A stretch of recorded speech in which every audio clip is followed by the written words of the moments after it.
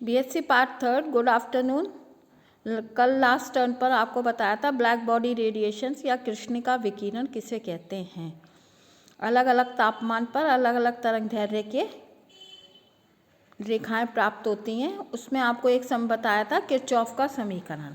अब किरचॉफ के समीकरण के बाद कृष्णिका विकिरण के एक्सप्लेनेशन के लिए जो बाकी के नियम हैं वो आज हम आपको बता रहे हैं। दूसरा नियम है स्टीफन बोल्ट्जमैन नियम। स्टीफन बोल्ट्जमैन प्रायोगिक तथ्यों को समझाने के लिए सर्वप्रथम स्टीफन ने प्रयास किया। संपूर्ण उत्सर्जन क्षमता E के लिए निम्न नियम प्रस्तुत किया। E = E सिग्मा T4, जहाँ T परमताप, सिग्मा स्टीफन बोल्ट्जमैन कांस्टेंट जिसका मान होता है 5.669 × 10⁻⁵ joules × seconds metre kelvin -4। E जो छोटा e है सतह की उत्सर्जकता एमिसिविटी कहलाता है, जो कि E/EB से परिभाषित करते हैं। ये एक अनुपात है। E का मतलब उत्सर्जन क्षमता और EB का मतलब है कृष्णिका की उत्सर्जन क्षमता। कृष्णिका के लिए छोटे e का मान भी 1 के बराबर होता है। तीसरा नियम है वीन का नियम। ऊष्मा गतिकी के चिर प्रतिष्ठित विधियों को काम में लाते हुए वीन ने 1896 में एक वर्णीय उत्सर्जन क्षमता के लिए निम्न संबंध प्राप्त किया। तरंग दैर्ध्य लैम्ब्डा और लैम्ब्डा प्लस डी लैम्ब्डा के मध्य उत्सर्जित ऊर्जा को एक वर्णीय उत्सर्जन क्षमता ई लैम्ब्डा कहते हैं। ई लैम्ब्डा बराबर होता है A F lambda T lambda divided by lambda ⁵, जहाँ A एक कांस्टेंट है और F लैम्ब्डा T तरंग दैर्ध्य और ताप का कोई फलन है। वीन समीकरण लघु तरंग दैर्ध्य व कम ताप के क्षेत्र में वक्रों को समझा पाया, परंतु दीर्घ तरंग दैर्ध्य के क्षेत्र में पूर्णतः असफल रहा। चौथा फिर है रेले जीन्स सूत्र।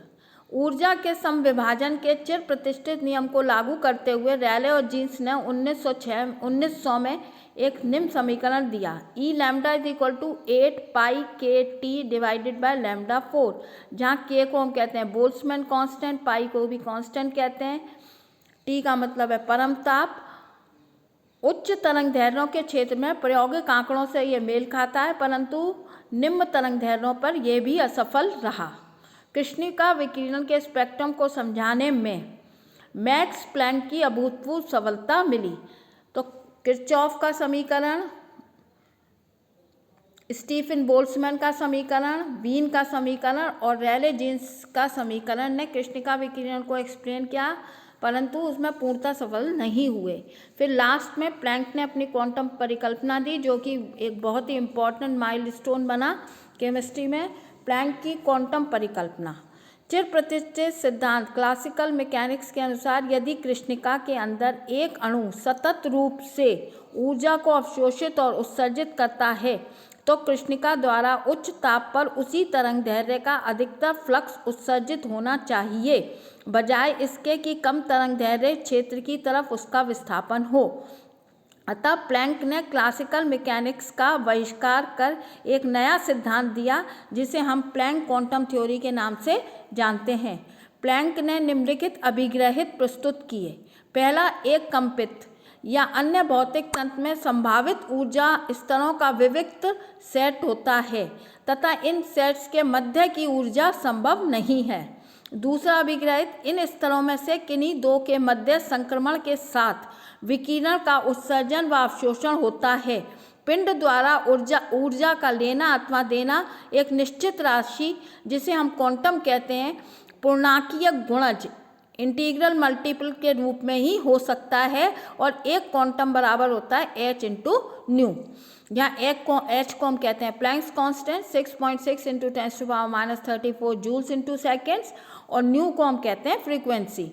इन अभिग्रहितों को ध्यान में रखते हुए मैक्स प्लैंक ने निम्न वितरण नियम दिया। E लैम्ब्डा = कृष्णिका की विकिरण के लिए E lambda = 2πhc² λ5 dot E1 exponential e⁻ch divided by λ kT -1, जहाँ c का मतलब है प्रकाश का वेग, तरंग दैर्ध्यों के संपूर्ण परिसर के लिए यह समीकरण प्रायोगिक तथ्यों से मेल खाता है। इसके अतिरिक्त प्लैंक समीकरण एक निम्न तरंग दैर्ध्य पर वीन समीकरण तथा उच्च तरंग दैर्ध्य पर रेले जीन्स समीकरण में रूपांतरित किया जा सकता है। अतः चिरसम्मत सिद्धांत के अनुसार एक कंपित शून्य से अनंत तरंग दैर्ध्य तक कोई भी ऊर्जा सतत रूप से अवशोषित या उत्सर्जित कर सकता है, जबकि प्लैंक ने बताया कि केवल विविक्त राशियों में ही ऊर्जा का अवशोषण या उत्सर्जन संभव है। इस प्रकार कंपित की ऊर्जा hν, 2hν, 3hν हो सकती है। ऐसा कोई कंपित नहीं हो सकता जिसकी ऊर्जा 1.3hν, 2.5hν मतलब फ्रैक्शंस में हो। धन्यवाद।